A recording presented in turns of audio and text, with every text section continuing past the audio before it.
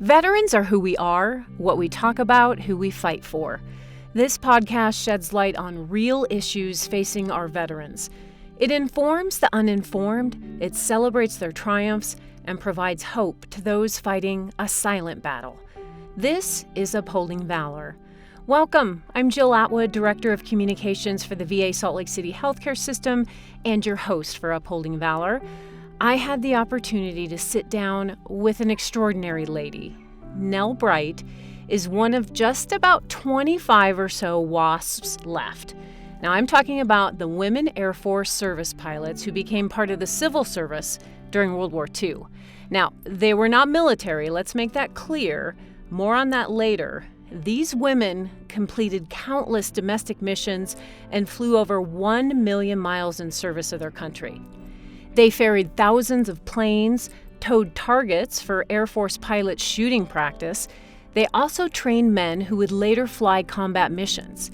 It was dangerous work, but these women kept flying day and night. It is my honor to introduce you to 100-year-old Nell Bright. We were the first women to fly military airplanes. We had the same training as the men. Primary, basic, and advanced. You had to be 21 years old and have your private pilot license and 75 hours flying time to be qualified to even apply. There were 25,000 women that applied, and there were 1,800 accepted. Out of that, 1,074 graduated and got their wings. What made you want to fly to begin with? That's not something that women did back then, was it? Yes, there were a lot of women pilots. You just didn't hear about them. You heard about Amelia Earhart. You heard Jacqueline Cochran, who were famous women aviatrix.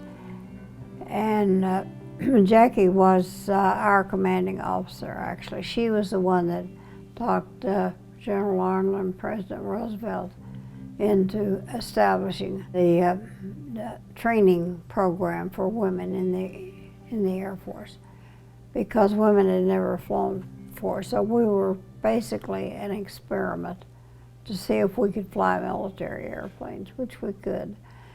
Nell wanted to be a pilot since she was 8 years old, growing up in Northwest Texas.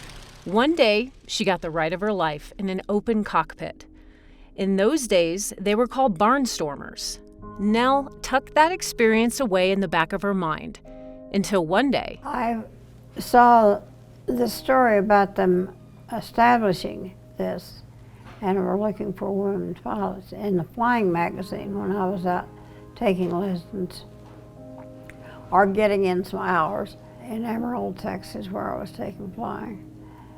And I wrote the letter, and I got a letter back from Jacqueline Cochran to come to Fort Worth, Texas for an interview. Jackie Cochran is the very woman who founded the WASPs, and she is remembered to this day as the woman who pioneered women's aviation. So, Nell jumped on the Greyhound bus to talk to that Jackie Cochran. She interviewed, headed back home, and within a couple of days she received a telegram from Cochran telling her that she was accepted and to report to Sweetwater, Texas, where training and, of course, boot camp would begin. We did all the military things like the calisthenics and marching everywhere we went and all that sort of thing.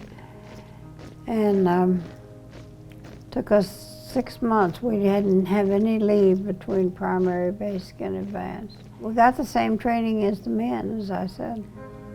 Sometimes we got the weekends off, but sometimes we didn't, because we had to get in our hours. For 2 years after graduation, Nell flew day and night training the men for combat. She said it was always fun to get on the flight lines in the morning and see what kind of mission they were assigned to that day.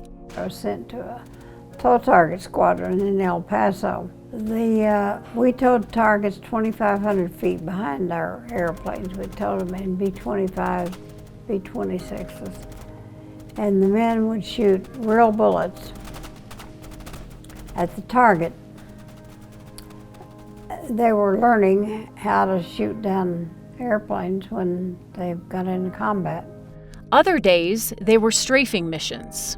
The men would go out early in the morning out into the desert around El Paso, take on convoys, and be in trucks and everything as if they were in combat.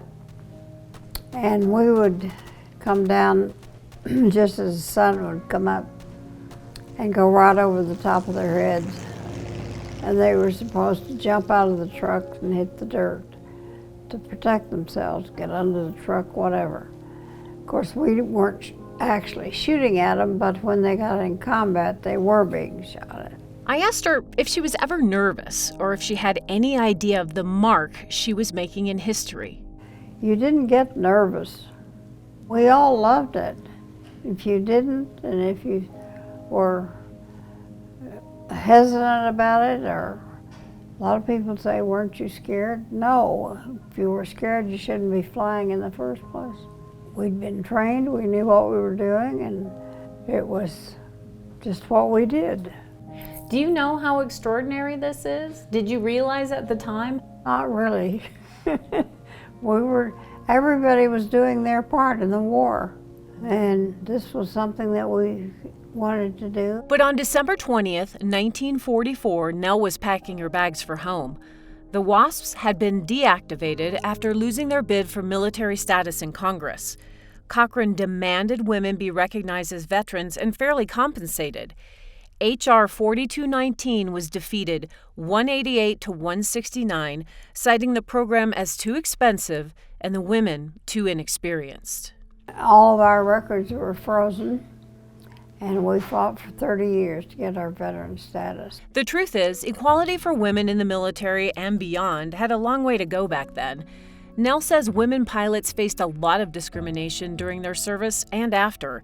Nell recalls one base where the commanding officer was less than hospitable. We had to report to the commanding officer of the base, and he said, I don't have any place to put you. You'd have to go down to enlisted men barracks. The leader of Nell's group called Jackie Cochran. And Jackie flew into Biggs Field before noon the next day in her plane from D.C. And by the middle of the afternoon, we had our own BOQ. Finally, in 1977, President Jimmy Carter signed legislation giving WASPs veteran status. Some 30 years later, Nell received her honorable discharge. Today, the 100-year-old reflects on those times.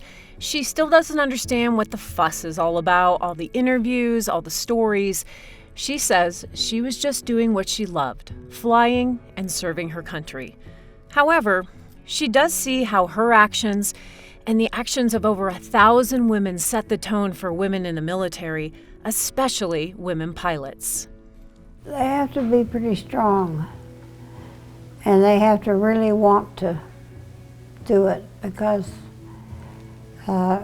even today, we had a little bit of pushback from some of the higher officers. We had a really good experience, but you just have to be able to take it. Well, I think I hear what you're saying, because I'm a veteran. Mm-hmm. It's still not even. No, it isn't. After the war, many of the women wanted to keep flying, but commercial airlines told them the public wouldn't stand for it. The Air Force did offer commissions to former WASPs in 1949, but all who accepted were given support and administrative duties, not flying duties. As for Nell, she never flew again. In fact, her kids didn't even know she was a pilot until they were teenagers. She went on to set even more history, becoming one of the first female stockbrokers in Phoenix, Arizona. She worked until she was 85 years old. Today, Nell lives in Salt Lake City. She may be 100, but she still has a lot of fire in her belly. Now, I have to say this. We must talk to, learn from, and cherish these amazing individuals who went through so much for us before they're gone for good. They fought for us. They are indeed a special breed. I cherish the time with her, and I will never forget it. Thanks for joining us today for Upholding Valor. Stay safe, take care of each other, and be kind. This is Jill Atwood. I'm a VA employee, Army veteran, and veteran of Desert Storm, and this is very personal to me. There is no greater mission than to serve and fight for those who fought for us. Thanks for listening, and thanks for caring. If you enjoyed our podcast, please subscribe or rate us, or better yet, tell a vet and tell a friend to tune in by texting veterans to 57500 or go to kslpodcast.com/veterans. VA is honored to serve you. Talk to you next time.